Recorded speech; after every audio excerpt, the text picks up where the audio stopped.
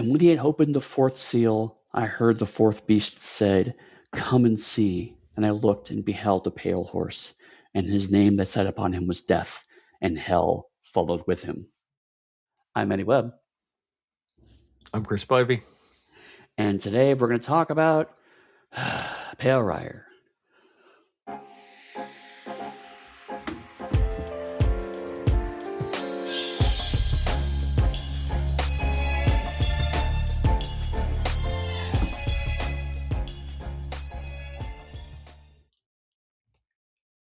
Hello and welcome to another episode of our genre-less covering of Westerns, and we have reached the inevitable point of talking about Clint Eastwood.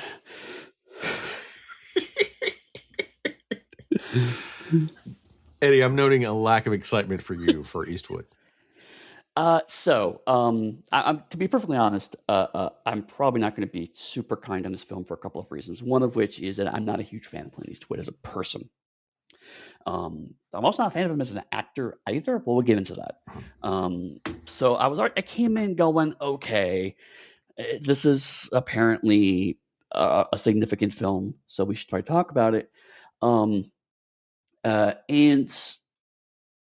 there's then there's other stuff in the movie that made me not like it. So like there's a lot in my head going on. But I'm trying to approach this as critically as I can. But just to kind of get out of the way now, there's a super gross sexual assault scene in this movie against a 15-year-old girl, and that really undercuts a lot of the good things I could try to say about this movie. So we're going to skip over that. When it happens, I'm going to mention this thing happens. We're not going to talk about that scene. That leads to a rather gross subplot I also don't like. So yeah, it's hard for me to muster up enthusiasm for this movie. So you know that I love a technicality and a will actually, and to push my glasses up on my nose. Sure. Eddie, I want to pull directly from the movie. She states explicitly that she's going to be 15. Oh, thank you. That makes it so much better. Oh, I didn't say it was going to make it better, but I want to pull directly from the movie to bring up a point to show how frustrating and horrible that scene is. So I was going to save this for later, but instead of talking about it here, I'm going to bring up what I like to call the Transformers defense. Because in Transformers Age of Extinction, which I have not seen, but this scene is so infamous, it has become legendary within Transformers fandom. There is a character who explains repeatedly that they're called the Romeo and Juliet law, which allows it's legal to sleep with a 17-year-old girl. To the point where this character actually has the law laminated and in his wallet, so he can produce it if needed.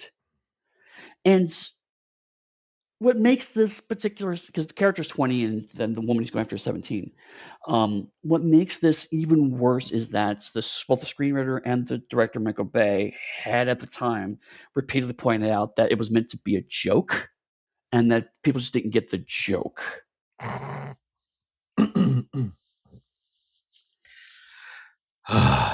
And so there's a lot of stuff on this movie where it's like, she's about to be 15 and her mother got married when she was 15. And so I didn't look into it, but I can imagine there's a lot of people defending this movie going, well, at the time period, that was pretty common and blah, blah, blah, blah, blah. It's like, yes, but it comes up so much in the movie that it feels like you're trying to defend what the director and screenwriter or whoever wanted to put in the screen. And what makes it even worse on top of all of that is that the person who directed this movie was Clint fucking Eastwood. So what is your beef with Clint Eastwood, Eddie? Okay. So without going back and double checking, because I don't want to go into that swamp, Clint Eastwood had traditionally been extremely conservative as a person. He was a strong defender of George Bush, if I recall. He has come out in favor of Trump a couple of times. So he is notoriously and aggressively conservative. He also, as he has taken control of various things, I think this is his directorial debut, but I'm not 100% on that. He's become a director of other movies since then where he didn't feature in them, and there's a lot more being in front of the camera and directing behind the scenes. But anecdotes from various productions have painted him in not a flattering light as a director. Probably because he So learned a lot. I think this was his fourth movie directing, Oh, okay. I didn't realize. or could have been more by then. Because I think he directed, was it 12 movies overall? I don't know. But you're saying. I know there's a lot more in the 90s and beyond. For some reason I thought this was the first one, but I mean, I didn't do heavy research on that, so I can't name check I that. didn't either. I'm just. Bah. Right. But I was just saying, like, feedback from people from those sets have implied that he is not great to work with as a director either. So I am not a massive Clint Eastwood fan, which anyone listening to our Western Run could probably have already figured out, for a lot of reasons similar to yours. And I could talk about a whole chair incident and Barack Obama and Eastwood. I could also talk about his treatment of Sandra Luck and what he did to her career. But if you really want a great insight into that, you should go back and listen to You Must Remember This by Katrina Longworth. It's her podcast. It is phenomenal, and she goes into a lot of different Hollywood history, and it touches on Clint Eastwood and some of his shenanigans through Sandra Luck's viewpoint. Right. And I will admit that one of the things we haven't talked about, because it wasn't in relevance until now, is that some of my disdain for Westerns came from anecdotal information about John Wayne and Clint Eastwood as people. And they're both seen as icons of the Western genre. And so it's like, well, if there's the kinds of things people think are cool, I don't want to be part of it. Since then, obviously, I've learned a lot more about that. And also, particularly in the 90s, a lot of people, much more liberal leaning people, went to headline and showcase Westerns. So it's like, okay, it's not just that. But, you know, Westerns are American Westerns specifically tend to skew a bit conservative. So like it's much like superheroes are starting to skew conservative. Over time, that's a genre goes on long enough, that's going to happen. I think. I don't like it, but it's true. But all that said, Pale Rider is still, from our perspective, an interesting movie to talk about. Especially because we already talked about Heaven's Gate being something that put the Western on pause. It didn't kill the Western, as we find out. It's only been 5 years. But technically, there were some other Western movies that sort of trickled out, but it definitely like jammed up the floodgates. It was like right, and I think it's probably better to frame it as the Hollywood blockbuster Western kind of really stopped with Heaven's Gate, and this was explicitly pitched by Eastwood as a way to return to that. Now, according to Wikipedia, which I know is not a reliable service, but since they've recently banned AI, I'm more inclined to give them credit than I would have even a couple of years ago. It says this is the first successful mainstream Hollywood Western since Heaven's Gate, but Silverado also exists. I think technically this movie was released in June. I think Silverado was released in July. I thought it was something like that. I thought it was a case of like the release schedules staggered in such a way that this technically is the first successful Western after that. And as much as I love Silverado, and Silverado's really enjoyable, Silverado did not make as much money as this movie did. Sure. Now, what's interesting is that from a gross perspective, this movie did make a more, but not that much more than Silverado. This made $41 million in revenue, and Silverado made about 34, 35, right? If I remember correctly. But the budget, but Silverado cost 20-some million. This movie only costs $7 million. So in terms of profit, yes, this movie blows Silverado out of the water. Yeah, but also I think probably Eastwood had a percentage on the back end, so a lot of that, his salary likely came from that profit, which isn't factored into the budget. So it's things like that is that Hollywood magic. Right, and so what we're left with is we have two slightly different narratives, right? Because Silverado, we don't know how it was pitched and whatnot, but based on what we took away from the movie, very much felt like we can do a Western like we make 80s action films, and that can still be successful. And this is pitched much more, we can do Westerns like we used to do in the 70s, and it could be successful. And those are two largely overlapping but still distinct threads. I don't want to put too much of this out because this is part of my synopsis at the end. I would say they went out and they said that we could go and make our own John Ford movie if we pilfer the plot of Shane and factor in a little High Plains Drifter to try to make people think that it's not just Shane retold. So it is. People have generously called it an homage, but I'm saying they're calling it an homage because it's Clint Eastwood that did it. I think if a marginalized person had done it, it would have been a ripoff. So I'm going to leave that statement there, but only say that I think it was going for the 50s films, much how Kasdan Silverado was going for like the 50s vibe. But Eastwood has more of a touch from the spaghetti westerns given his exposure to them, which is factored in. Yeah. Now, it's an interesting point you bring up because I did look at both critical consensus of Silverado and this movie, and because both of them are listed as among the best westerns of the 80s, which not a deep field, but Pale Rider and Silverado tend to swap first or second depending on who you ask, right? It seems to be they're collectively seen as the best ones. And of course, this is also Clint Eastwood's only Western in the 80s. How about we say classic Western in the 80s? Oh, really? Did Eastwood do another Western in the 80s? Bronco Billy was 1980. It's sort of like a contemporary Western where he was part of like a traveling slideshow or something. Bronco Billy was 80, and I feel like there was something else that happened to later 80s, but that's more aloof at the moment. I would say this is his most successful Western or his only classic Western in the 80s. This is just based off my research, so if you have better information, absolutely, I'll defer to your expertise on this. I will never say my information is better. I would say that I may have more exposure than you do to some things. Fair. That's entirely fair. So, yeah, right. It's critical consensus. Also, I did get into critics with the contemporary critics, right?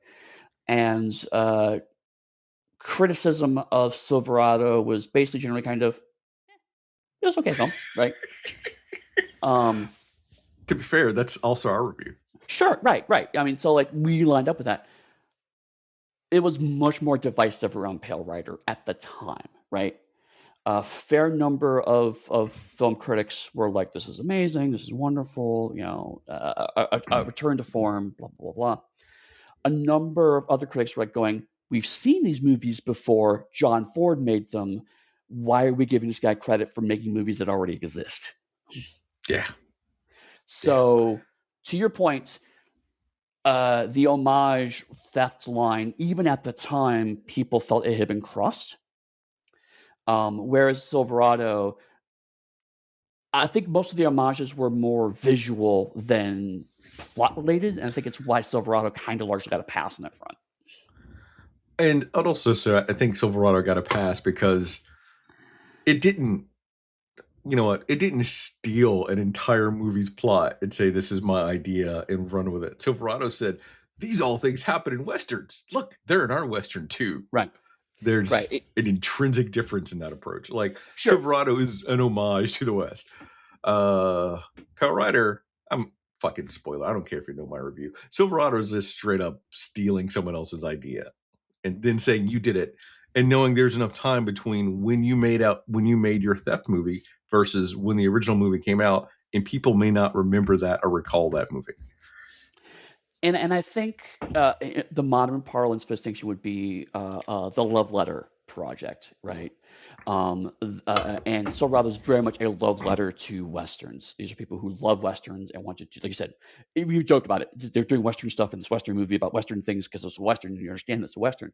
And it got a little much when we talked about it, right? But it's very clear that like we really want to do a goddamn western. Similar to the Orville, for example, right? Like Orville is a very rocky up and down show, but it's very clearly a love letter to Star Trek Next Generation. Yeah. And so we want to do Star Trek Next Generation without actually doing Star Trek Next Generation. And so it's like we're going to do all because we didn't have the IP. Stuff.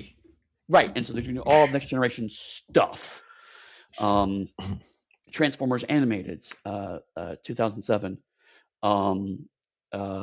It's basically very much a cartoon done by people who watched the original Transformers cartoon, love the original Transformers. There's tons of little Easter eggs and references to it, but it's also its own very different beast. So like the idea of the love letter is not uncommon.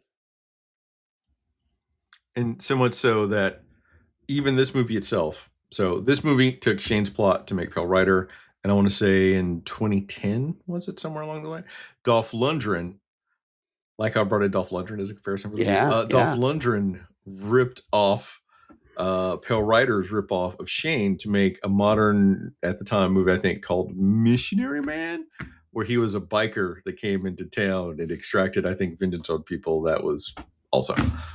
Wow. We went from Alan Ladd to Clint Eastwood to Dolph Lundgren. Right, and like, I'm not against derivative works as a concept, right?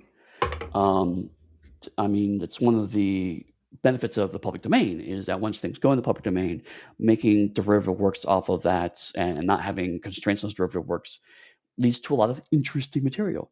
A lot of it's going to be crap, but sometimes it's interesting. For every Romeo and Juliet set in a modern day movie you get a Winnie the Pooh horror movie. So it's like, there's peaks and valleys. But I think that derivative works can be interesting if there's an interesting spin on them.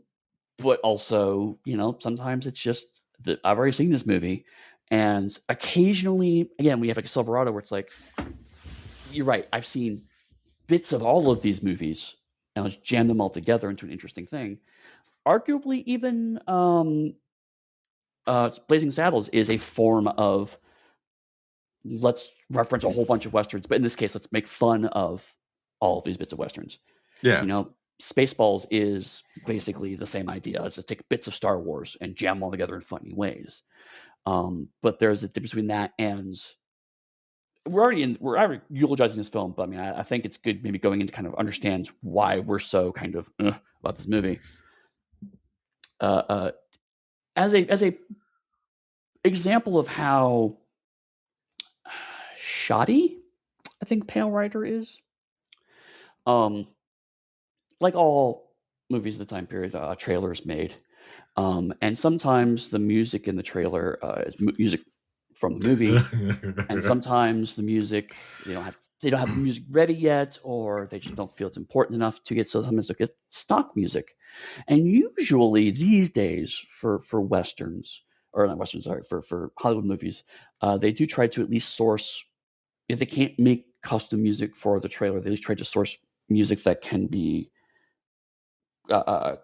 is not like the exclusive rights to that music, But in this case, they ended up getting the rights to a piece by British composer Alan Hawkshaw, which doesn't mean anything to us, but apparently was the theme for the Channel 4 news in England. And I just watched the trailer, and it does sound like the music you would have for a news show. It doesn't even make any sense to the movie. It's just such a weird choice of music. Do you think part of that comes from the fact they were trying to keep the budget as low as they were? Yes, I absolutely do think that. And I think at least to your point of because one of Leone's tricks initially was the fact that he can make these movies extremely cheaply, you know. And so, like, if you learned a lot from Leone, yes, the one Leone movie we watched is very much not that, but that wasn't the point of that movie. You know, Once Upon a Time in the West was about what would happen if you gave Sergio Leone way too much money. Um, uh, but I mean, if your business stance is not we just want to make a really cool western and do all the western things, but rather I can show that westerns are profitable after this movie lost so much money, then obviously your goal is going to be to cut down to the wire as much as possible. But I think that brings to the point, like, it's very clear Clint Eastwood looked at this as primarily a business proposition, not necessarily a creative one. Oh, I cannot hear you right now. That's why he was like the producer, the director, and everything else for it. And it's also why I'm positive he probably got most of his money on the back end, which would have been after it had made its profit to show how successful westerns could be. Which, regardless of my thoughts on the movie, I will say for a business move, that was super shrewd, because then you also then get to have like Guns, Tombstone, The Quick and the Dead, Posse, and all those guys come out in the following years. Right. Like, a lot of the things that I like about movie or I respect about Pale Rider have very little to do with what's on the screen, right? It's everything to do with Pale Rider undid the damage that Heaven's Gate did from a business perspective. So you're absolutely right. It showed these things to be made to be extremely profitable, made relatively cheaply. There's different ways that you can approach how you make these movies. And Clint Eastwood did that, so you're right, and opened the gates towards continuing to do big budget blockbuster style American Western films. And I think, and I really think that like Pale Rider and Silverado were a 1-2 punch, almost back to back, re-showing the westerns could still make money. Not like necessarily a bunch of money like Back to the Futures could, but they could make money.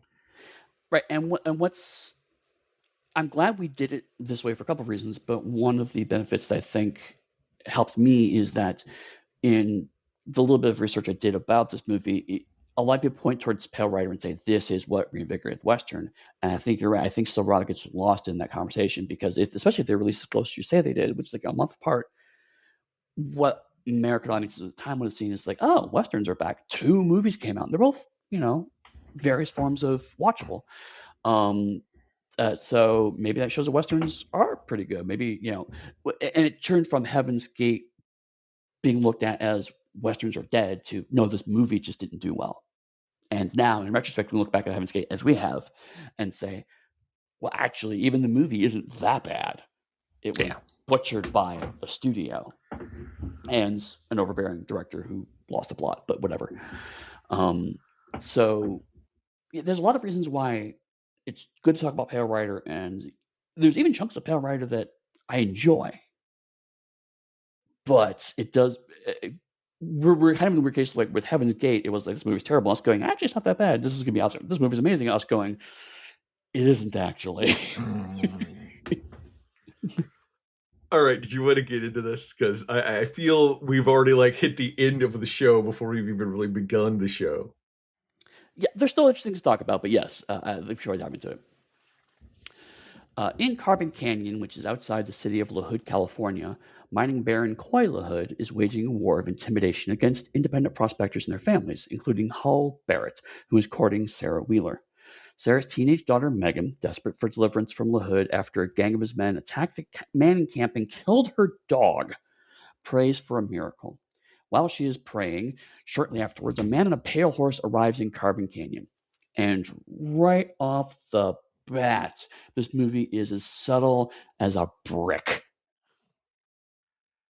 Eddie, I can't believe you didn't mention they also shot the cow before they shot the dog. I will get into the cow in a minute, but yes, the cat, fuck Grandpa, he didn't matter. The dog was the only right. Yeah, like the fact that the dog got killed is actually the motivation for what happened afterwards, right? Everybody else who got shot in this scene, from a plot perspective, don't matter. It's like But John Wick. and well, yes, I actually really like John Wick, but you're not. You're also not wrong. Um, but we do get to an interesting bit of American squeamishness with this chunk because you're right. A cow and a dog both get shot. The cow, we see two different shots of it sitting there being bloody and damaged. The shots are both brief, but they are a few seconds each time. And the fact they go back to it is relevant. And that's spaghetti western influence, right? It's like we're going to show violence and the consequences of violence. It's not quite as gory and over the top as actual genuine spaghetti westerns, but you still that influence very different from Silverado, right? As an example. Yeah. We One never shot, one see kill. we never see the dog shot. We see a very brief glimpse of the dog's corpse, and because we now have the technology to enhance and beautify movie images, we can see it's a really shitty prop of a dog corpse. It looks like a rubber. It looks like someone took a rubber dog toy and desiccated it, and so it's just like this kind of lumpy dog-shaped thing that doesn't in any way should look like it was a dog at one point. Also, completely from the actual dog we saw on screen briefly.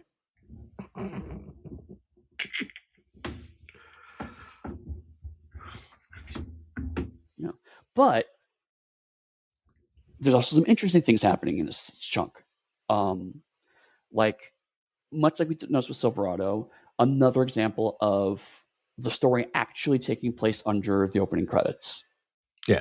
You know, the movie goes on even while it does the opening credits, and so we're one step closer to the opening credits being shown at the end of the film. Where the idea of we don't the opening credits are not a part where the audience settles in and sits down and waits for the movie to start. The opening credits are the start of the movie. Do you miss those days? I kind of do, actually. Yes, it's old man screaming in the cloud in some level, but like every time I watch a movie and it just feels like it just starts, just keeps going and going and going and going until the end. I do feel like having the opening credits lets you ease in, but I do respect that with older films, it's like, well, here's 2.5 minutes of nothing. I can just skip past this. Whereas with this, it's like, okay, there's something happening underneath of it. So I feel like I have to kind of engage with the credits on some level because the story is still actually happening, even if it's not a lot of story, something's happening. And arguably, I don't think this opening is quite as exciting as the opening to Silverado. But also, the opening of this movie actually is relevant to the rest of the plot as opposed to Silverado, which just stuff happens, pew pew pew, you right off in the sunset, and then that doesn't really matter much to the actual plot of the movie. I'm going to defend Silverado because that matters to his story because we find out in Silverado that those men were sent to kill him. So look at that pertinence. Sure, but it is one of many plots in Silverado. It is not the plot, whereas this happening is basically the plot of the whole movie. Now, I only say that because this is also literally the only plot that matters and/or is interesting in the whole movie. But it's neither here nor there. Part of me thinks that we'd seen Blazing Saddles too recently because when they came in a hooping and a hollering, I had the Blazing Saddles scene going through my head as they were attacking and killing people in here. Yes, that's fair. But again, to the movie's credit, the camp is on a slope, and so I had not seen ever to this point a Western battle happening at a 45-degree angle, and there's verticality, and so like the writers are coming down, and so the movie has no subtle imagery whatsoever, and so it accidentally stumbles into subtle imagery occasionally, which is fascinating. And so like having the bandits literally descend on the town was actually interesting subtle imagery that I had no way, shape, or form think Clint Eastwood intended. So regardless of my thoughts and feelings for Clint Eastwood, I'm going to say that was an intentional choice on his part because Okay. Clint Eastwood has at this point would have been in Westerns for like 20, 30 years worth of being in Westerns. He should have picked up enough tidbits from all the different people to be able to craft beautiful scenes like that and come up with those ideas. Okay, that's fair. I think the biggest problem would be that he doesn't have the grace to hire another actor to go in and do something. and bring more to it than what he could. Right. I'll get to his performance in a minute. Let's he's actually on screen before I talk about that. Well, on screen in a speaking role, because right now he's just a guy on a white horse. And we have to say the verse so you know what the white horse is, because it's the pale rider. That's the thing that pisses me off about the name of this movie. The reason why the biblical reference calls pale rider is because he's a skeleton, right? There's nothing. No, Eddie, it's because he's a white dude. Come on, that's not. Yes, but in a whole movie of white dudes, that doesn't really matter. You know what? There are no people of color in this film, Eddie? No indigenous people? Right. Yeah, basically. It's just white people. Just white people. So this movie was made like in 1950, right? Where that's what they did all the time. Nope. That was made. It was made at the same time as Silverado, which had no problem with non-white people. Yeah. I don't know why. I may not love this movie. Weirdly, like, that is like not even the top 5 reasons why I don't like this movie, but it's on the list. Don't get me wrong. But though, it's like, funnily, let me point out that Clint Eastwood did make, I think, Unforgiven about 7 years later, that co-stars Danny Glover. Okay, sure. And anyone that thinks Danny Glover gives Clint Eastwood sort of a pass, also remember that Danny Glover co-stars in movies with Mel Gibson. Right, exactly. No other comment. Danny Glover, gotta get that money. I don't know him. I don't know enough about him, but I just wanted to bring those 2 points up. Right. Eddie, they shot the cow. They shot the cow, but not the sheriff. And no one cares that Grandpa died. I'm still irritated by that. But the fact that, again, so this teenage girl, her dog gets killed, and so she prays for someone to come save them. And a man on a white horse appears. Again, it's not subtle. But it's super weird that it's because a 14-year-old kid asking for vengeance because a dog died doesn't bother me. Just as a concept, right?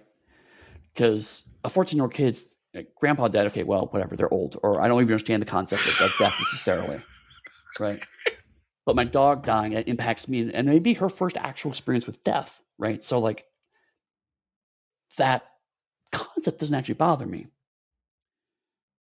And the movie playing with whether this is supernatural or just coincidence, whatnot, again, that doesn't bother me either, because that's what, spoiler, I guess, but like, it's not really subtle here. Even it's cut anyway to make it seem like she manifests the Pale Rider, who we would eventually call Preacher. So it's kind of make it clearer here.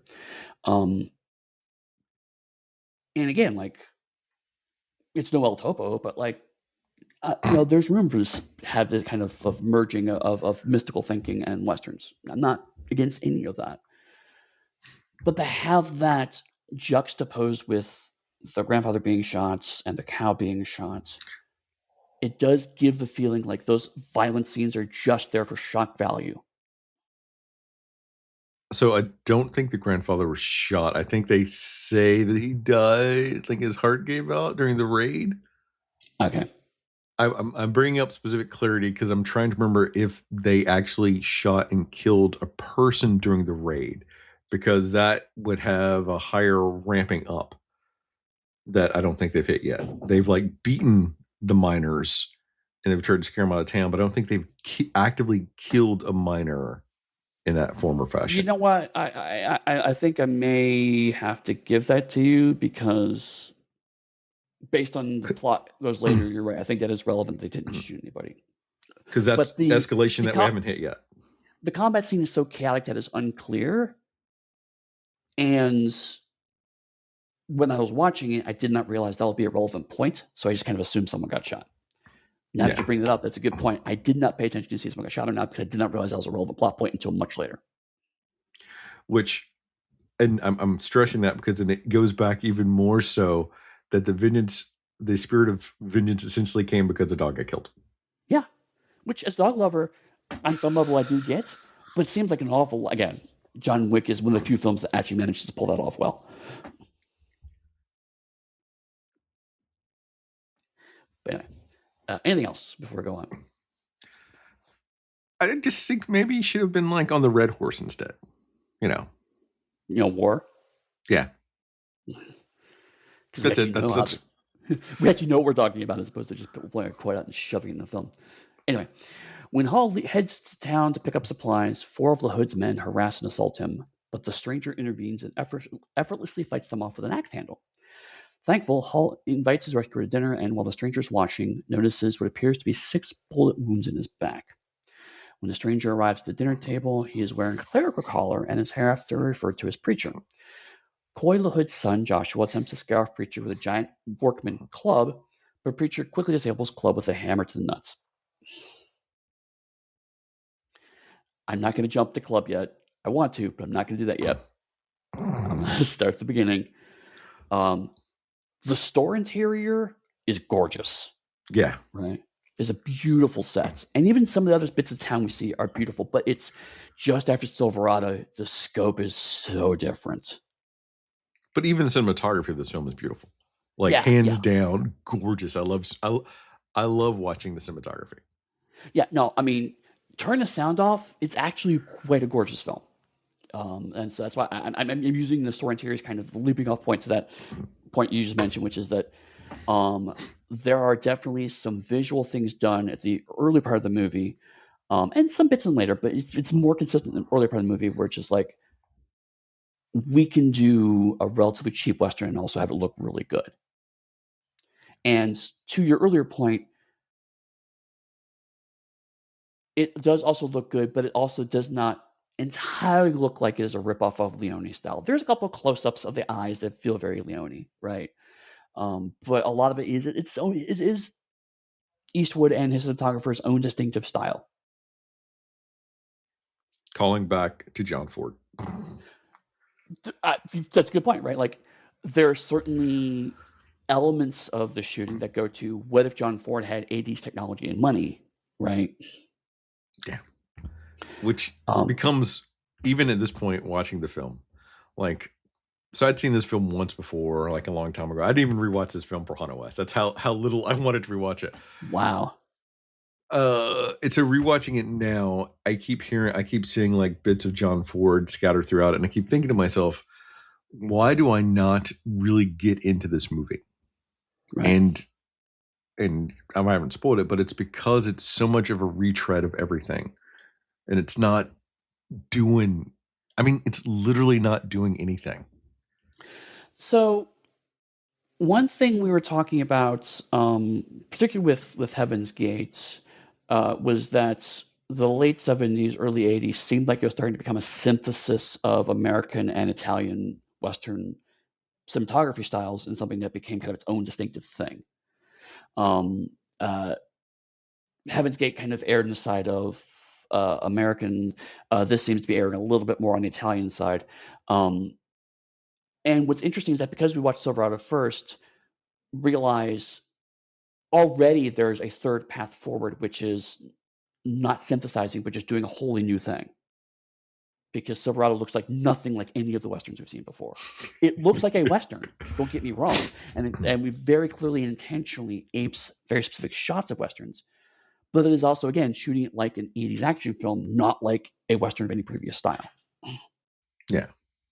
So watching it in this order does make Pale Rider feel old in not a good way. Yeah. So. And one piece of that... Oh, go ahead. Oh, no, I was totally going to be relevant. Go ahead. Okay. Well, one piece of that is Silverado is also scored like an 80s action film, which means there's music constantly throughout that movie. Whereas this is scored like an Italian film that didn't have much money for music. And my comment's going to be, go ahead. I think I like the name Hole. I'm shifting gears from like complaining about the movie. I like the name Hole. I think I'm going to have to put that in a story somewhere. I don't know where. So if you're listening to this and you read my work, when the name Hole pops up, you'll know why. Right. And especially it's whole like a ship, not whole like in the ground. But I had to research that to find the distinction. Yeah.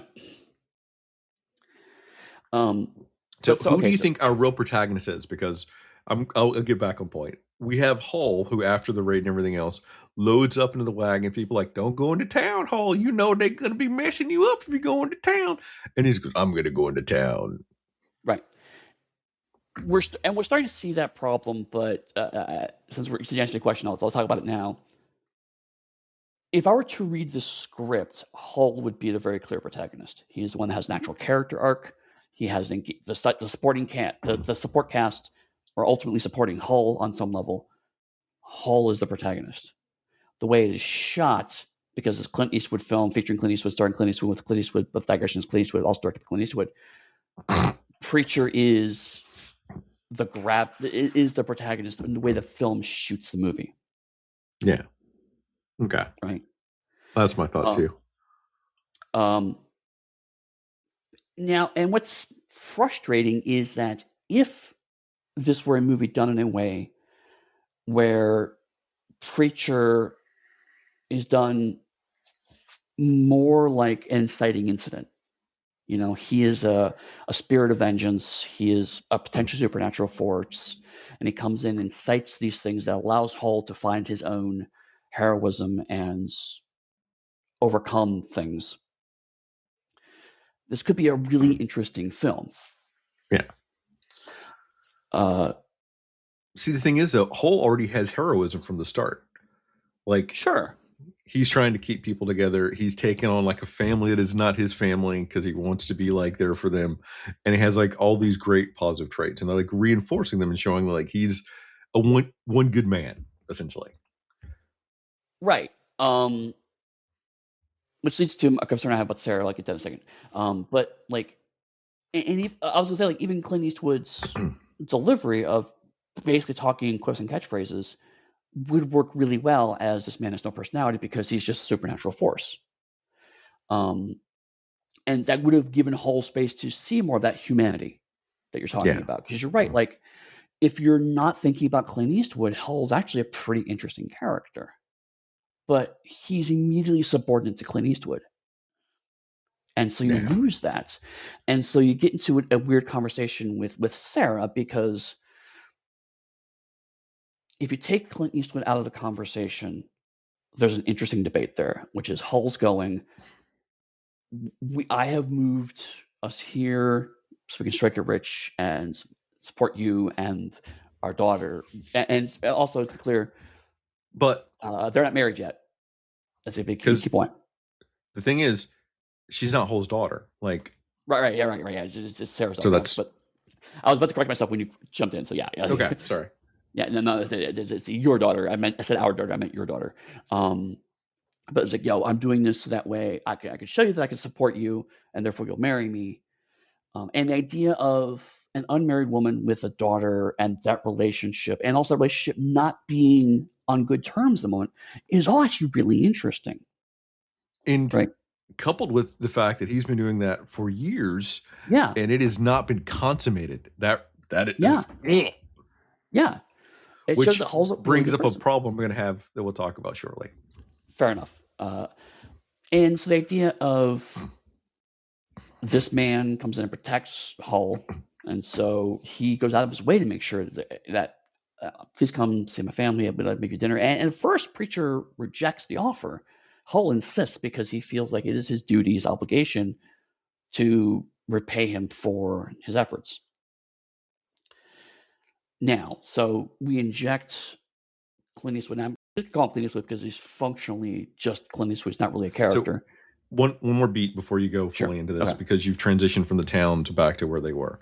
Okay. For Hull in town, before he's assaulted, you establish that Hull is a part of that community just from like the store owners, how they interact. Yes. You know that he has like a debt with them, but they don't care because he's just out there doing his thing. And him constantly reassuring them that if I ever hit that gold, I'm going to come back. I'm going to make it all right with you and square.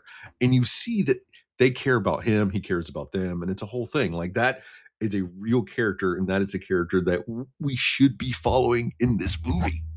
Yeah. And that's actually a good point, because like, the fact that Hull's doing this for years is not, it's kind of sort of spelled out, but not really, because the stoner's like going, you've been saying that for years. And he's, this is last time, after this, no more credit. But it's very clear this is a conversation I've had multiple times, and it's just kind of, it's not a joke, but like it's a bit between them. And Hull's like, of course, I'm going to pay you. But like, that, again, if police were not involved, 3 months later, he'd come into town again, and he would take more stuff on credit again, right? So this is an established situation. Because I want to stress that, like, regardless of, even if it's like ripping off Shane's to some extent, there is a good movie that could have happened here. Yeah. From the acting. Mm-hmm. All right, you're saying Clint Eastwood. So Captain One-Liner gets dropped into this scenario, and Sarah, how she reacts to it is super weird and almost immediately derails the really interesting part of the movie. Because at first she's furious that basically he brought a gunslinger into her home. And the second he steps out with a collar, she immediately changes direction. Right? Because, like, oh, you're a man of God. I thought you brought in a dangerous gunslinger. In fact, you're a man of God. Of course, we all know the joke is he's actually a dangerous gunslinger because he's fucking Clint Eastwood. Who else would be playing, right? And then also Sarah, who is a very faithful girl, she immediately makes the connection, although she doesn't say it out loud, that he may be there because she summoned him full cloth. And so she falls in love with him. Ugh. Yeah, we'll get into that. I will have a whole rant about that in a minute. But the change happens so quickly because Clint Eastwood is already taking up so much space in the movie. There's no room for her to have a transition from why are you bringing this man here to, oh, it's totally fine you're here. Because Hall has a really good point. He saved my life. I'm asking him for a meal. And she's, at first, I don't want to give him anything. And then I'm like, fine, we'll have a meal, but he can't stay the night. And he's like, why? We find out much later in the movie is that she thinks he's one of Hall's men. That is nowhere in this scene. So we have the problem of, like, there's an interesting story that is being trampled by the preacher. So not that our listeners would do this, but people may come out and say that, but you all always talk about wanting to have like plot sprinkled throughout and then having things come back in. So technically, as I push my glasses up, that would be something that popped up later. That is true. The reason why it doesn't work here is because I literally just met Sarah, right? I did not know she existed until this scene. And so my experience with her is she is shrillish. She hates the fact that Hull's a good person, and then immediately changes her word, right? I need to see on the screen that there is something that I can look forward to later. But there's no, if she made a line like, oh, you're not who I thought you were, or something, but none of that is quite there. So I don't know that there's a missing piece to be had. Good point. But I see your point, right? The other kind of problem that's happening here is that, and this leads to Club, actually, is this movie's working on two different levels. And both those levels I like, but it turns out I do not like them when they're in the same movie. I like the level of hiring actually good actors to do really compelling parts, but maybe you don't know them very well, or maybe that you do know them, but they're working in a way that's outside their usual workload. That's all fine.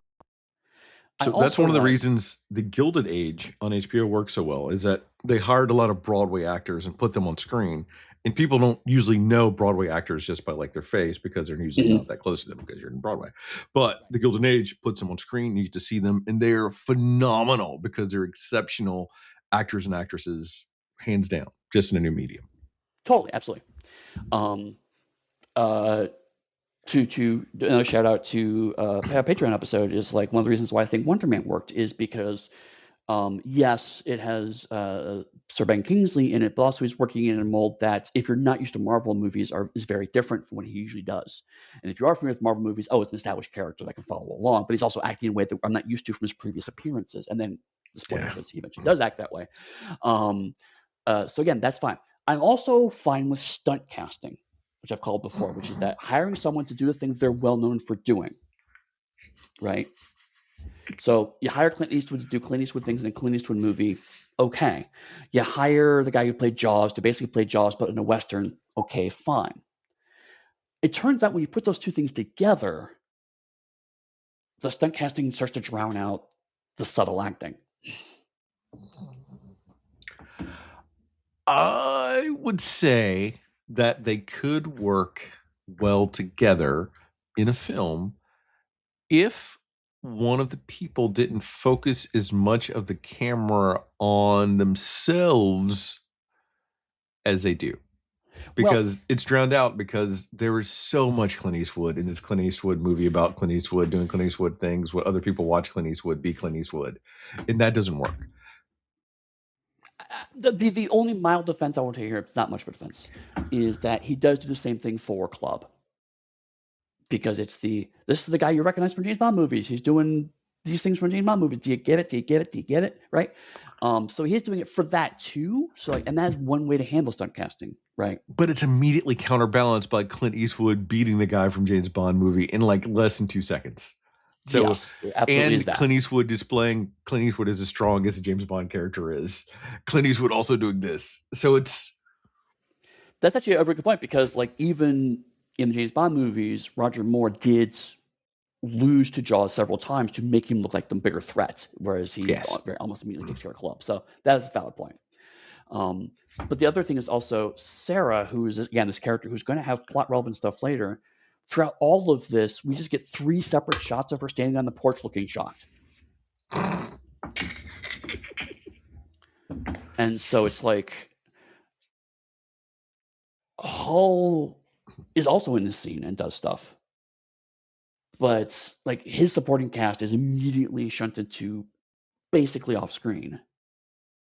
They're on screen just to remind you that they're still there, but otherwise they're completely irrelevant to the scene. And in the middle of this, you have reasonably subtle story writing, and again, let's tease things and maybe play them off later. Again, I love that kind of stuff.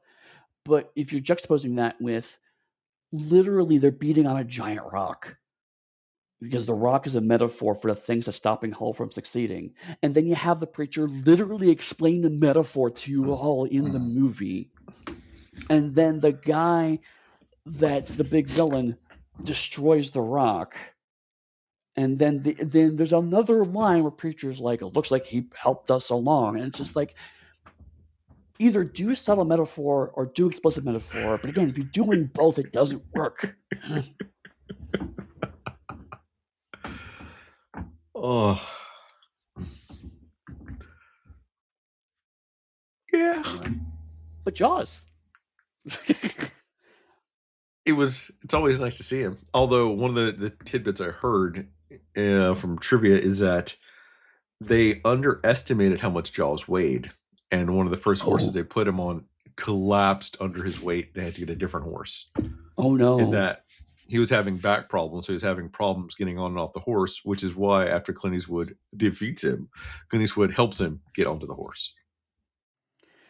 That was actually another thing I was thinking about, because I remember people with gigantism, Andre the Giant had that problem well. Like as they get older, you're right, like their whole body starts to hurt. And so I was wondering also how much of it was the action scene was cut just because he wasn't able to do what he was able to do in the late 70s, Yeah. Anything else before we talk about Clint Eastwood? No, I want to know what Clint Eastwood's going to do. Right, okay. After working on the rock that previously thwarted him, Hull strikes gold. Because the gold is in the rock, it's a metaphor, you see. Anyway, meanwhile, Coy returns from Sacramento, where the legal claims on land are filed, learns of Preacher's arrival, and unsuccessfully attempts to bribe and threaten him. At Preacher's suggestion, LaHood then offers the prospectors $1,000 per claim, provided they evacuate within 24 hours. LaHood said he plans to hire the services of Stockburn, a corrupt marshal, to clear them out if they refuse. The prospectors ultimately reject LaHood's offer, despite Preacher warning them about Stockburn. Megan expresses her love for Preacher, but she gently rebuffs him. Megan angrily assumes Preacher is really in love with Sarah. Eddie, you talk a lot of bad things about this movie. It could have been worse. What you could have had is Preacher shooting between Hull's legs and like a spring of water coming up out of it to represent life. So that did happen in this movie.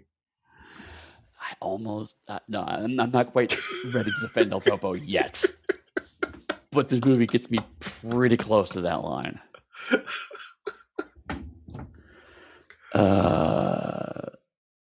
Okay, I'm not gonna. I'll talk about the mega stuff in a second. I have to build up to that. So Hall brings gold back, like a huge, massive chunk of gold, right? It's like as big as his. Oh, no, this is a small chunk of gold, right? Sorry, there's two of them. I know you're excited for that because there's a lot of physics we need to talk about when we get there. This is a little piece that is still worth a shit ton of money. Right, and it's also not Hall that found that, it was somebody else. So yeah, right, we'll get there. He finds a small piece, but still clearly going to be a decent amount of money, right? And he brings it to Sarah. And this is when I realized that there's another interesting film happening under this film that's hard to see. Because Sarah asks a really good point. Sarah's like, is it real? And Hull just glosses over it, right? But it's actually a really good question. Yep. And in a better film, that would have led to an interesting contrast of like, is Hull's obsession with finding gold actually doing damage to his relationship with Sarah and ultimately his relationship with Megan?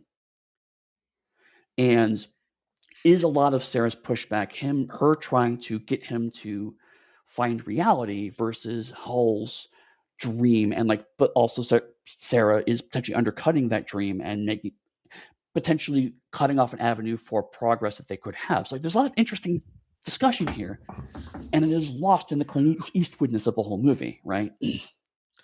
But then that doesn't work. I like the idea, and I think that'd be a great movie, but that doesn't work for the character of Sarah that we have here, who has been shrillish up to this point, who has also been very passive, and later on not loyal to Hull. Her asking that is just her trying to undercut them having a relationship if he has wealth and prosperity. Right. Yeah. And you're right. You allude to the biggest problem with Sarah I have in a minute, but like, I'm just going back to the evidence I have at this point when I'm watching the movie. I'm like, at first I thought, well, I don't like Sarah at all. And I say, okay, no, maybe there actually is an interesting dynamic here, because in my head I'm going, of course Hull and Sarah are effectively married, and that was just a given to me. And are you about to say common law? Is that what the word you're looking for? No, I wasn't gonna say common law, but like the idea from a narrative perspective, it's like, of course they're gonna get married. We're about to get the bombshell in that, and I don't like it, but it's not there yet. But again, like the movie's teasing around some interesting character dynamics. Again, like we referenced earlier, like the relationship between Hull and the story owner, the relationship between Hull and the other prospectors. There's these references to a deeper interiority that at least Hull has some, and the other characters are supporting that, which from every logical perspective means that Hull was the protagonist. But the movie just abjectly refuses to accept that because it's Clint Eastwood's goddamn movie. And so we lead to the conversation with Coy, right? And this is when I realized that you have ruined me on some level, because the conversation between Preacher and Coy, how Preacher's acting is how, prior to this whole run, I thought all Western protagonists acted like. Yeah. And so like, he's the archetypal Western protagonist, and I realized, no, he is a stereotypical Western protagonist, because I've seen lots of good Western protagonists up to now, and he is nothing like them. All right, people, Western run's done. My objective has been completed. We hit mid-80s. Cool. Let's call it a Back wrap. to Star Trek. Right. More Doctor Who stuff. Well, Eddie, it can't be Star Trek, because Star Trek is just wagon train in space. Right. So it's basically just more Western. But yes, like I'm left in a weird position where it's like, I'm in no way, shape, or form rooting for Coy. Coy is obviously the villain, but he's acting Clint Eastwood off the fucking screen. But because Clint Eastwood controls the camera refuses to accept this. And so we have weird moments of like Coy putting in some amazingly emotive performances, but the camera is literally focused on Clint Eastwood's face doing absolutely nothing. So as a villain, though, if we're going to focus on this scene, like, because Hull brings everyone into town to do the goal thing and yada, yada, yada. Right. But as a villain here, in the real version of the story, would he not be trying to buy Hull? Because Hull would have been like the most annoying person in this whole thing. And your objective would be to take out the cornerstone of that community and then the rest of them with Fold. Not a random gunslinger that shows up. That does nothing. Right. Like in a better version of this movie, this conversation wouldn't change a ton conceptually. It would just be him going, I'm going to offer you a token amount of money, and Hull going, I've already made that money back just now, you know. And so him threatening him, and Hull going, you can't threaten us because too many of us. And that's fine. I'll pay you $1,000. But I'm bringing this asshole sheriff in, and I'm going, fine, I'll talk to the rest of the prospectors, right? I think that could still mostly work. Then you would have to explain why Hull changes his mind. But again, I think there's room. We take Clint Eastwood out of the script to him have a conversation with Sarah or with the other prospectors, and him coming around to a different viewpoint, right? But it doesn't have to be that. No room for it. It could be you could even. So I want to make this Hull's movie, I guess is what it really boils down to. Sure, you could even have both of them in that office and still have Clint Eastwood, if you really wanted to do most of the talking, to get it up to $1,000.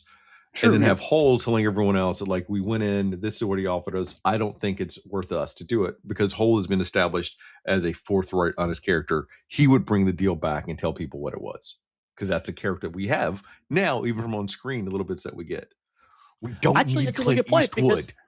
That's actually a really good point, because you can have Hull going, no, we're not going to, and then him jumping in and going $1,000, and Hull not saying anything because, like, there's no way Quay agrees, and Quay agrees to it, and then it's like, and then Preacher dragging him out and say, oh, listen, take the money because I know this sheriff coming in, he's going to fuck you all up, and then Hull going, fine, I'll talk to the prospectors, but they'll say no. Right? You're right. I could see a version of the film that works really well with Hull in that room too.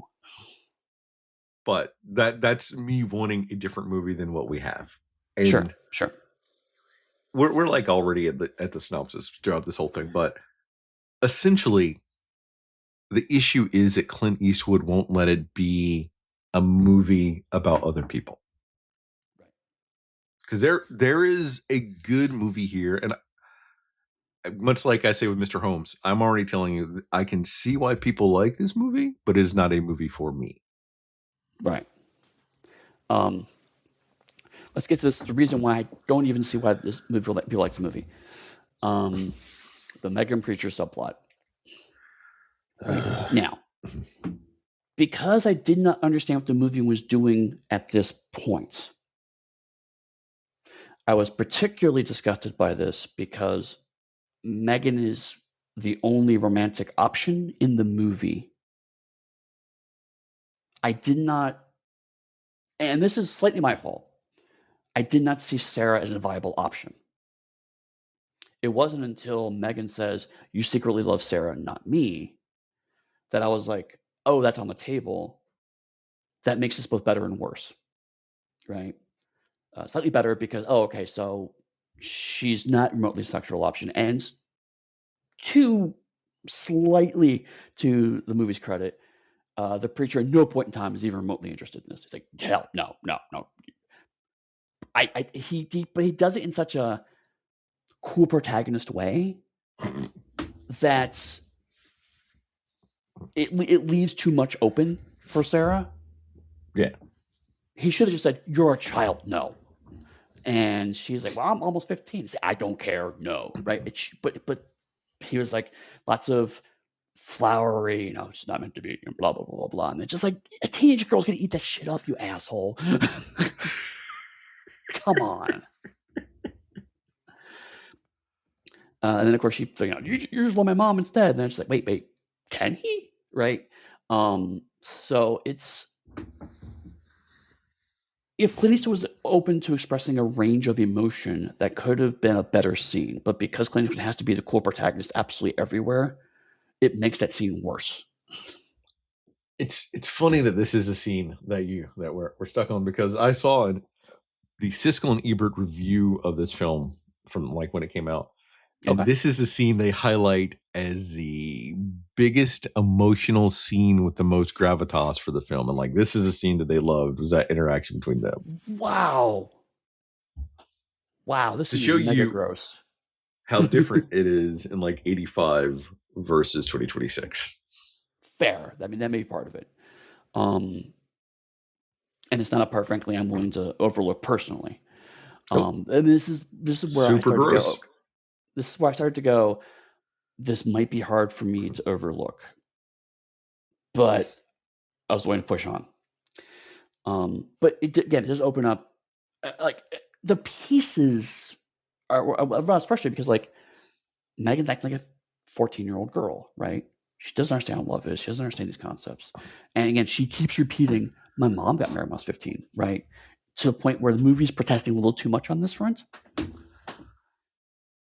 I think when this movie was made, right now, Clint Eastwood is literally, I think, exactly 40 years older than that kid. Maybe 41 years older than that kid. That's the other reason why I struggled to move past this thing, is because if Clint Eastwood was hired by a different director and a third script writer, and he's put in the scene, he was just playing it through because that's what the script needed, I would have slightly more consideration for the scene. It's like, okay, it's weird and gross, but this is the scene he can't. No, Clint Eastwood made this film happen. He put himself into that scene.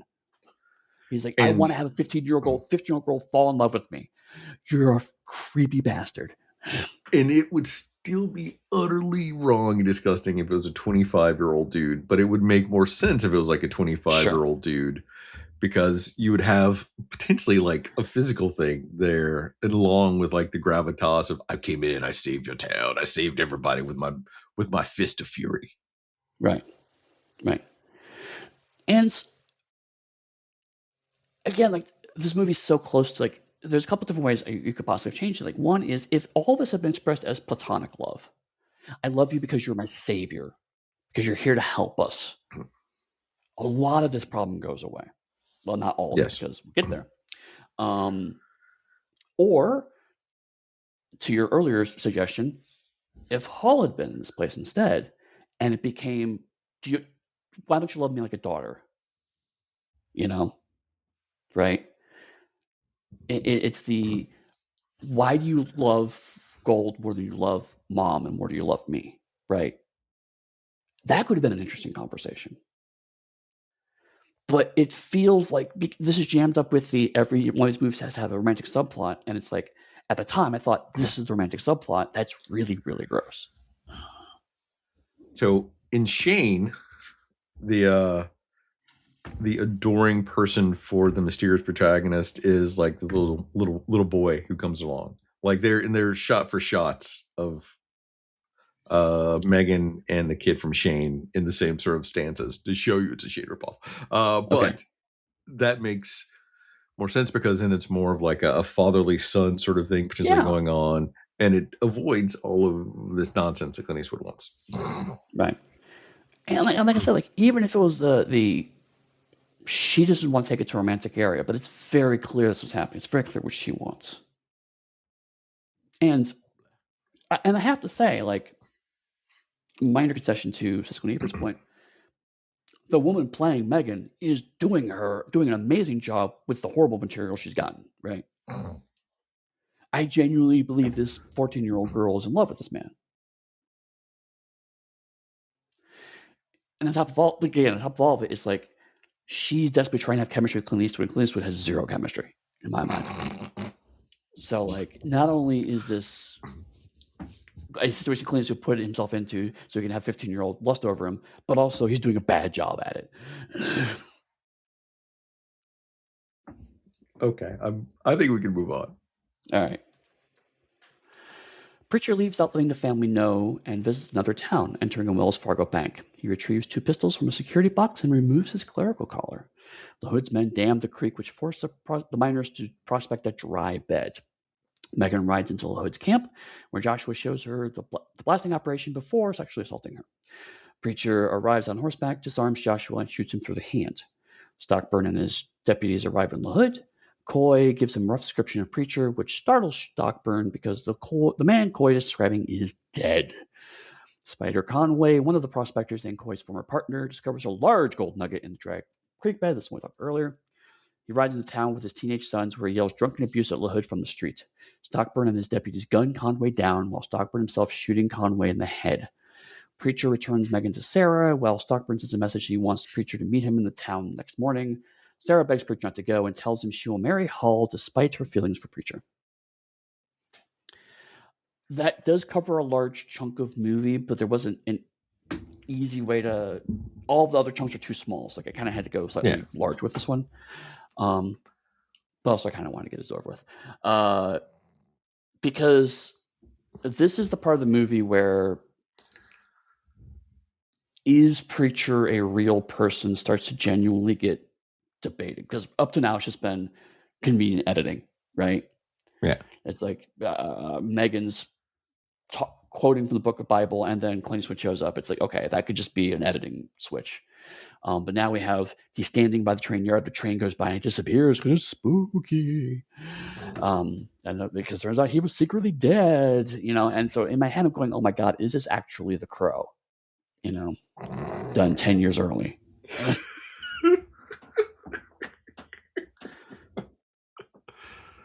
Oh my God. Oh. I'm waiting to see where you go.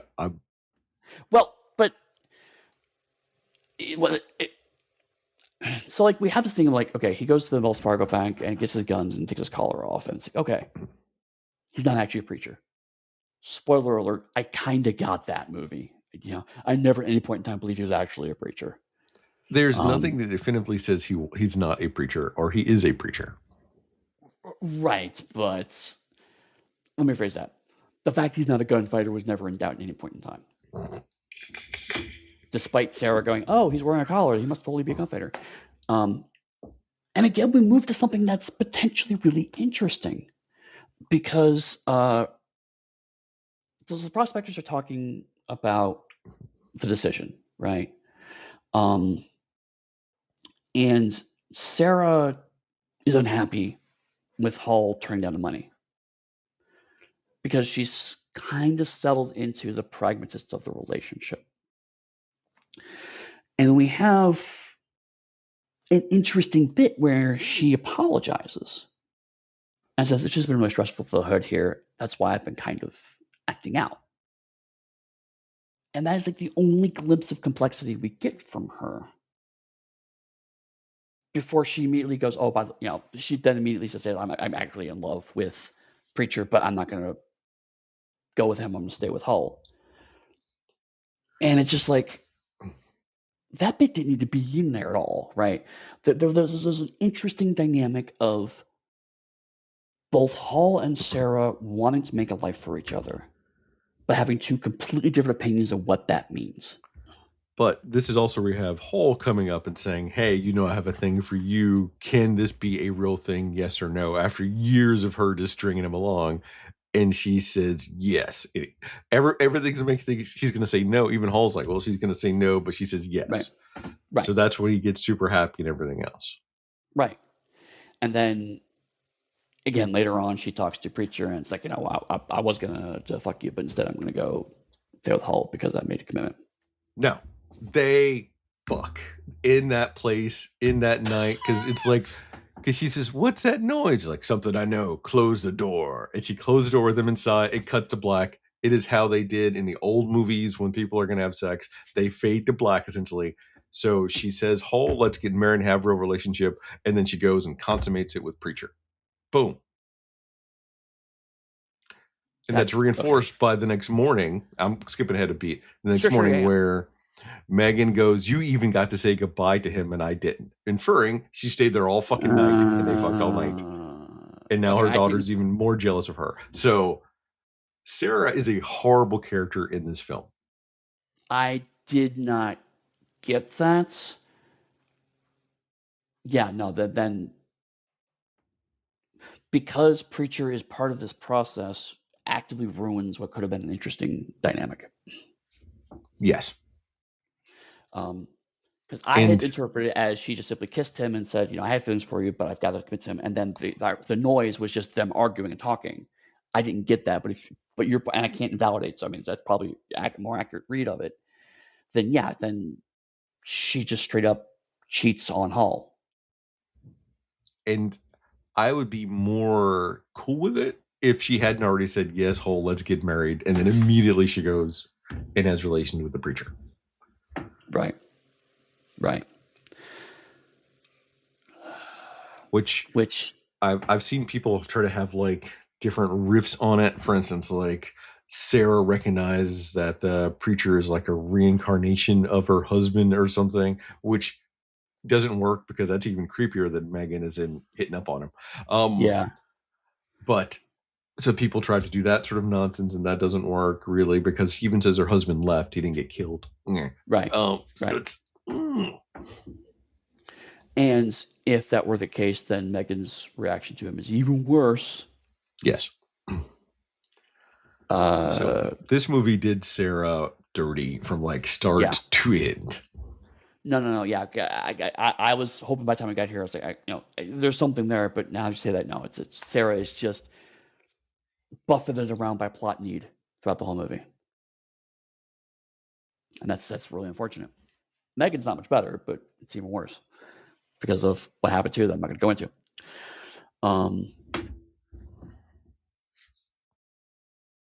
Okay, no, I'm going to do one thing real quick.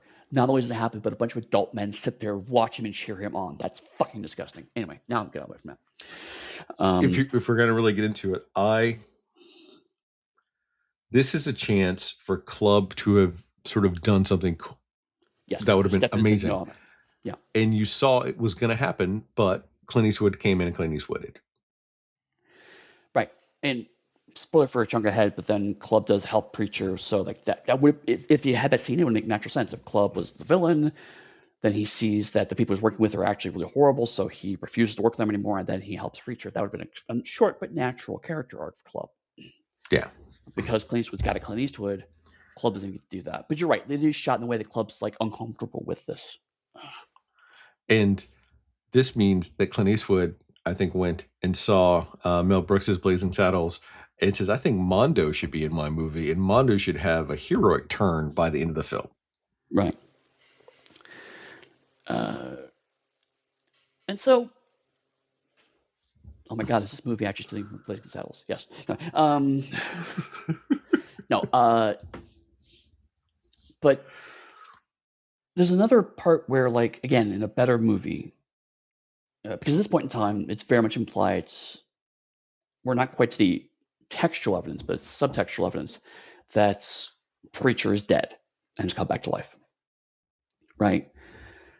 And so I feel like there's this idea of this dangerous man comes into town and people are afraid of him.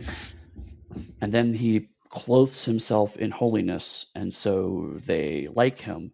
And then he reveals he's actually a dangerous man, but they love him. And having that tie into the relationships with Western's relationship with violence and how that pairs and marries with the family values that's Hull's trying to go through. It's like, I think there was subtextually something really interesting happening there, right? Yeah. But it requires someone playing Preacher with a way subtler hand than is actually happening in this movie. And we're not going to get that. We're not going to get that. All right. But we do. Do we have the dynamite scene here? No, we're talking to it, so I'll just wrap it up and then we can cover it. So, but I want to take a beat for Stockburn and his deputies to come in. Like, sure, okay. in the physics, so this dude pulls up this massive gold nugget. Eddie, gold is super dense and heavy. There is no way he could lift that up with one hand unless everyone in this movie is superhumanly strong. It's like, right. And I loved, and I'm going to say something I really liked. I loved Stockburn and the deputies did not shoot to kill him until they instigated him to try to draw on them. And that's when they killed him like a dog in the street.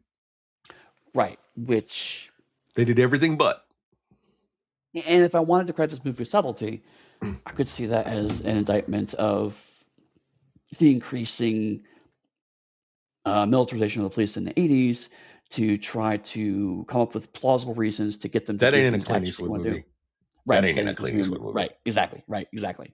It's I'm definitely reading that in, but I saw the same thing. It's I can't legally shoot him, but if we push him to the point where I can then legally shoot him, that's what we're going to do. And I wanted to But bring up something that I really liked, and I really liked that. no, it's a good point. My frustration is that nothing about the way Coy is being portrayed and the way Stockburn's being portrayed, to be honest, indicates that level of subtlety is even necessary. As far as everything the movie is painted as, Stockburn should just murdered people on the street. The fact that Yep. he has to hide behind the law is at no point in time a realistic concern because the town is literally named after Coy. Yeah. And it doesn't work because essentially they were just like the cattle people that they brought in, the cattle people from Heaven's Gate that would just say kill everyone that was there. And that's what they've done. Right. That's a reputation of having done that. What I don't dig in this movie is the sheer amount of bullets it takes to kill somebody, Eddie. Like, unless it's a headshot, you don't die, regardless of how many times you're shot.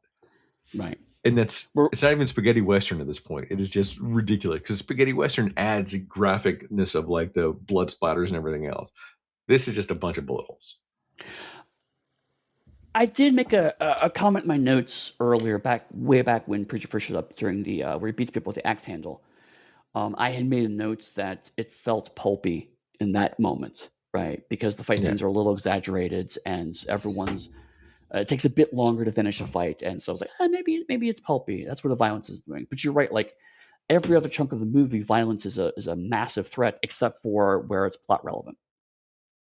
And so we're back to the violence is escalated by how relevant you are to the plot, which you and I, neither of us liked when it happened last time we saw it.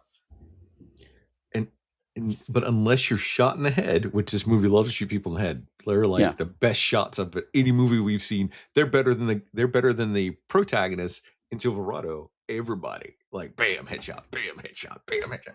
Wow. I mean, it's almost as good as Bart in Blazing Saddles. It's not Bart who was the best shot. It was I'm sorry, no, it's Gene Wilder's character. Yeah, right. We should have covered the Frisco Kid too. Oh well, maybe we'll throw that in somewhere. That's Harrison Ford and Gene Wilder in a Western. Well, that is tempting. But anyway, I may just watch it myself. So. Following day, Preacher Hull blow up the Hood's mining site with dynamite. To stop Hull from following him, Preacher scares off Hull's horse and rides into town alone. In the gunfight that follows, he kills all of the Hood's men when they attack him, except for 2 who run away. Then, one by one, Preacher kills all 6 of Stockburn's deputies. In the final shootout, Stockburn recognizes Preacher in disbelief before Stockburn is shot in the chest 6 times, leaving 6 exit wounds in the back similar to the wounds on Preacher's back. Preacher kills him with a shot to the head.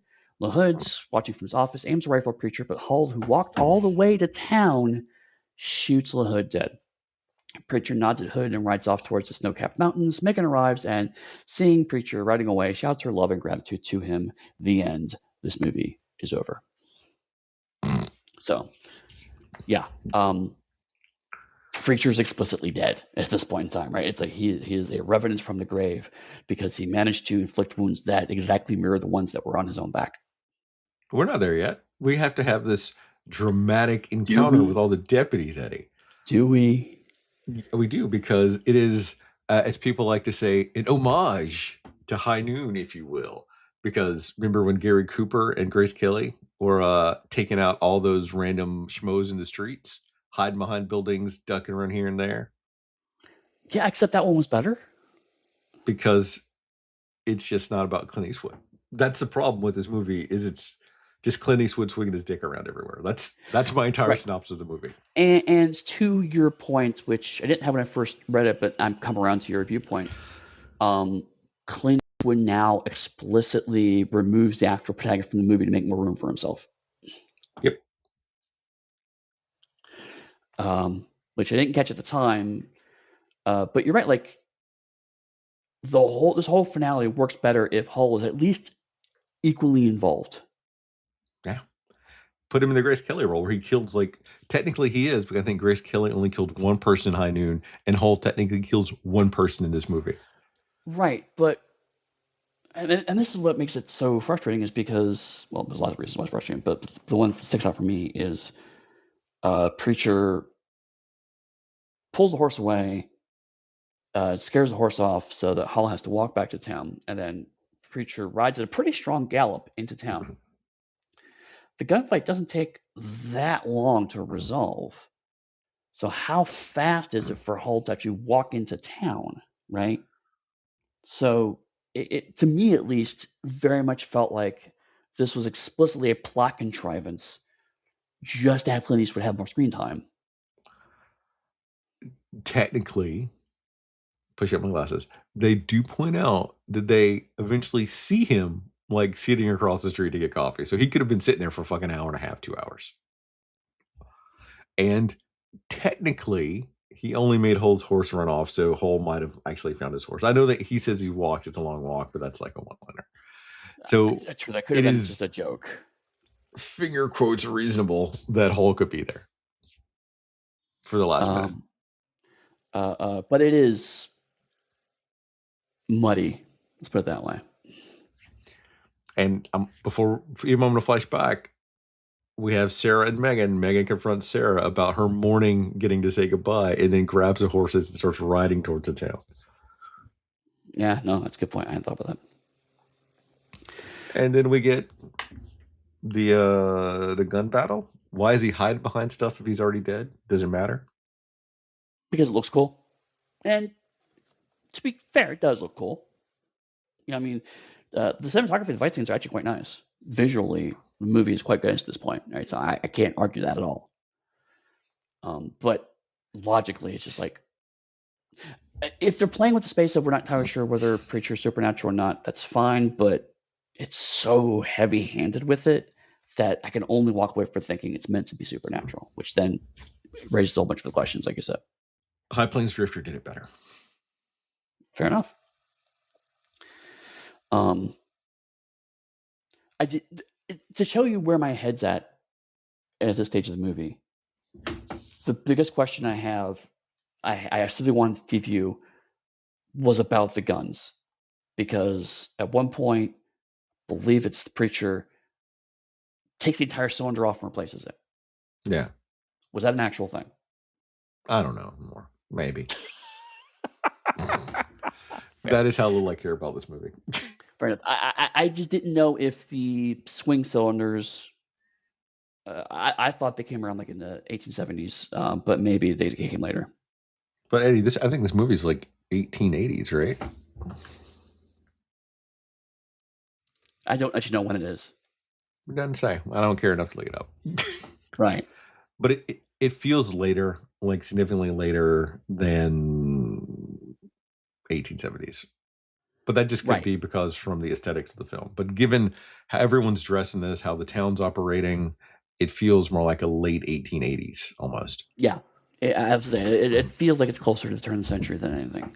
But to your point, yeah, I mean, we've already kind of given our opinion of the film, but I certainly, where I came away from this movie was I recognize the place it has in Western history, and I recognize a lot of things it did on the professional side to bring that genre back. So I respect what the movie did, and I can certainly see a good movie in this, but I cannot in any way say that it's a good movie.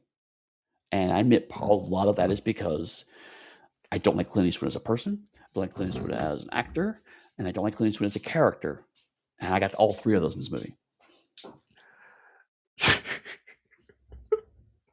So what I can say is I can see why people think this is a good to great movie. Because if you're vaguely familiar with the Western, seeing this stereotypical Western with the lone protagonist who shows up in town, who dispenses justice with a gun and has a big swinging dick that hits everybody with it, this would be for you. Because there's like no people of color. Women have like literally no role other than to be and shrews and then to have sex with. That's it. Like that is their whole role. It gives you whatever you think your conservative Western should be. It is right there for you. Right. The worst part is I can't 100% say that decisions that went into making this movie are completely wrong, right? Like, if your argument is studios don't want to touch westerns with a 10-foot pole, the only way they're going to have westerns is if Clint Eastwood leverages his star power to force them to make a movie to try to bring westerns back, shoving as much Clint Eastwood into that movie as you can makes a degree of sense, right? The Yeah. frustration I have is that if we had waited a month, Silverado would have solved all those problems without doing that. Which part of me is, I don't know which one started production first. And so part of me is curious if Clint Eastwood knew that Silverado was starting production and was like, well, I can make one better than that. That's the thing, is like there's this narrative of this movie saved westerns, and the more I look at it, the more I think about it, I don't know how much of it's actually true. And so I'm left with this vague unease of, was this just a way for Clint Eastwood to insert himself into something that's going to happen anyway? And if so, then this movie has even less reason to exist in my mind. But I don't know that. So being charitable to the movie, as charitable as I can to the movie, I can't say putting as much Clint Eastwood into the Clint Eastwood movie to get people excited to go see a Western was the wrong move. I think the script was the wrong one to do it in. I think Pale Rider could have been, in my opinion, an exceptional movie if you had toned Clint Eastwood down 25%. Like Clint Eastwood in this movie should operate, should operate like the mysterious stranger in a Fallout game. Yeah, like literally is just the physical violence that we need to get to different points in the plot. Right. Then this movie would be exceptional. The mysterious stranger is hilariously meant to be Clint Eastwood homage itself, so that's why I did that one. Right. And so my biggest issue with this film is there's too much Clint Eastwood taking away screen time from everybody else, which at the time I can understand they put Clint Eastwood there because it's Clint Eastwood. But the reason I also believe it gets all the credit for having reestablished the Western genre is Clint Eastwood was known for Westerns for like 20 years. Right. The Kazan brothers had a love of Westerns, but they were known for like Star Wars and everything else, which is why those movies feel distinctly different. Yep. And so if you're a person looking at Westerns, you're going to go, well, this Western icon came back and made a Western movie that made more money. So obviously he is the reason it worked. Right. And so the one thing that I'm left with is, and this is partially because I saw the actor who played Jaws in this, is this stylistically feels more like a Bonds movie than a Western. Right? Because from that perspective, a lot of stuff makes sense. There's a Bond girl. There's a lot of spectacle. There's a lot of implausible reasons why we're injecting James Bond / Clint Eastwood into situations so that he can do James Bond / Clint Eastwood things, right? There's formulaically a lot more related to a Bond film than a Western here. And to your point, like Silverado is written by people who love Westerns to make a Western. And maybe we're a little too enthusiastic on that front. But I think that's maybe why at least both of us seem like we came away liking Silverado a lot more. But if you look at this is not a Western, it's just a Clint Eastwood film. It does the job. And so I guess a spoiler for whatever the wrap up, if you've noticed, most of the Westerns I like are more team focused or community focused. Mm-hmm. And I'm going to leave it at that. But I would say that, like, if I had the opportunity to watch Pale Rider or the extended Heaven's Gate, I would watch Extended Heaven's Gate again before I watch Pale Rider again. It says a lot because we walked away from Heaven's Gate going, it's not as bad as everyone said, but it's still not something we'd watch again. Because I watched like the 3.5-hour version of Heaven's Gate that felt endless. This movie was endless. Yeah. And it's shorter. This movie was a bit of a slog to get through on top of it. And again, I think part of it is the music choices were a big part of it. The scenes with Clint Eastwood just went on longer than they needed to for obvious reasons. And just frankly, the plot is pretty weak. And when the plot tries to get interesting and complicated, the movie undercuts it to put more Clint Eastwood stuff in. So like it just feels like a slog. Whereas Silverado, the only reason why it took a long time to watch was because there's so much, right? But it was never like, oh my god, how I get through this? God, what's gonna happen next? So, In anyway. short, blah. So if people are curious what we're going to cover next time, we're gonna leave the 80s and finally make our way into the 90s. I thought about Young Guns, but I was like, you know what? I don't want to cover Young Guns. We had enough 80s movies. We've established the westerns are coming back. So that momentum of the night, that momentum from the 80s to leap to the 90s for westerns. There's so many western 90s that we could have went with. Yeah. And I chose first and foremost the pinnacle western to represent the 90s genre, the ultimate western of the 90s. Tombstone. Posse 1993. Oh, so close. And I bet a bunch of people are like, fucking Posse, what the? Yep. But it's Mario Van Peebles. How can you not do that? So, yeah, we're going to cover next time. So, Chris, if people wanted to talk to you about your insatiable love for Clint Eastwood movies, where would they find you online? You could do that at darker_hue on Blue Sky. You could jump into the Discord and talk about it there. You know what? If you're listening this far in and you're a follower and you're in the Discord, tell us what you think of Pale Rider. You know what? Yeah. Let's put out a homework assignment for anyone that really listens to us. I would actually genuinely love to talk to somebody who really loves this movie, because maybe they're seeing something I'm not. Eddie, what about you? Where can they find you? Where can they support you? You can also find me on Blue Sky at pugsteady.com. That's also where I have all my stuff that I make. Or you can come to the Discord community, Darker Hue Discord community. Well, those words all are in there somewhere. Where we share stuff. Like right now, I just shared a link to, it's an April Fool's joke, sadly, but the Warhammer 40,000 musical promotional video, which is just amazing. Did you share that? Because, I've restarted playing Warhammer 40K Rogue Trader right now. Oh, nice. I need to get back to that.